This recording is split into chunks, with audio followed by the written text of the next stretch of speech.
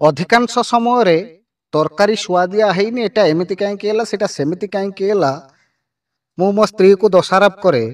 କିନ୍ତୁ ଦିନେ ମୁଁ ନିଜେ ମ୍ୟାଗି ତିଆରି କରୁ କରୁ ମ୍ୟାଗି ବି ତିଆରି କରିପାରିଲିନି, ଯାହା 2 ମିନିଟ୍ରେ କୁହାଯାଏ, ନୁଡଲ୍ସ ତିଆରି କରିପାରିଲିନି, ତାକୁ ମୁଁ ପୁରା ଜାଳି ପୋଡ଼ି ପକେଇଲି। ଏଇଟା ଗୋଟେ ଉଦାହରଣ, କିନ୍ତୁ ଏ କଥା କହିବାର ଅନେକ ତାତ୍ପର୍ଯ୍ୟ ଅଛି।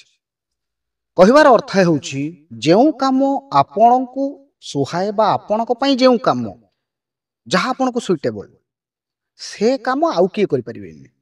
ଯାହା ପାଇଁ ଯେଉଁ କାମ ଅଛି ତାକୁ ସେ କାମରେ ସହଯୋଗ କରନ୍ତୁ, ଆକ୍ଷେପ କରନ୍ତୁ ନାହିଁ। ଯଦି କିଏ କ'ଣ କାମ କରୁଛି, ଯଦି ମାନି ନିଅନ୍ତୁ ସ୍ତ୍ରୀ ତାର ରୋଷେଇ କାମ କରୁଛି ବା ରାନ୍ଧୁଛି ବା କିଛି ବି କରୁଛି, ତାକୁ ସେତିକି ସହଯୋଗ କରିବାର ଆବଶ୍ୟକତା ଅଛି। ତାକୁ ମେଣ୍ଟାଲି ଡିପ୍ରେସନ ନ ଦେବାର ଆବଶ୍ୟକତା ଅଛି। ତାକୁ ଏତେ ଆକ୍ଷେପ କରିବାର ବି ଆବଶ୍ୟକତା ନାହିଁ, କାହିଁକି ନା ଆମେ ସେ କାମଟା କରିପାରିବା ନାହିଁ। ଠିକ୍ ସେମିତି ଆଜ୍ଞା, ଆପଣ ଅନ୍ୟମାନେ ଯେଉଁ କାମ କରୁଛନ୍ତି, ମାନି ନିଅନ୍ତୁ କିଏ ସାମ୍ବାଦିକତା କରୁଛି, କିଏ ଓକିଲାତି କରୁଛି, କିଏ ପୋଲିସ ଅଛି, କି କିଛି ବି କରୁଛି କୌଣସି ବୃତ୍ତିରେ, ଆପଣ ତ ସେ କାମ କରିପାରିବେନି, ଆପଣ ତ ସେମିତି କିଛି କହିପାରିବେନି ବା କରିପାରିବେନି।